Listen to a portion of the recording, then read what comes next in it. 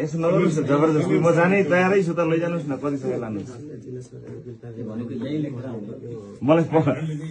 पक्राउ पुर्जी त मलाई जारी हुनु परेन र ए अहिले लेख्ने तपाईँले अब पक्राउ पुर्जी बनाउनुहोस् न के हो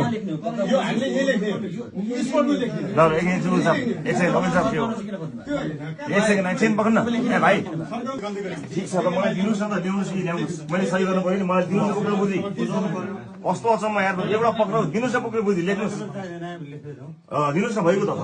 ल दिनुहोस् वकिल साहब भोलि कानुनको विरोध गरेपछि तपाईँ ठोक्नु होला नि त हाम्रो मुद्दा हाल्नु त्यस्तो भन्ने हुन्न नि म त गइसक्छु नि भोलि ठोक्नुहोस् न पहिला तपाईँ थुन्ने अनि पत्र दिने मलाई सुन्नुहोस् न मलाई थुन्ने अनि सम्मान गर्छौँ पत्र दिनु न पत्र ए पत्र दिनु न मलाई ए ल भयो पत्र दिनुहोस् भइ त गयो त अलि गर्नै परेन त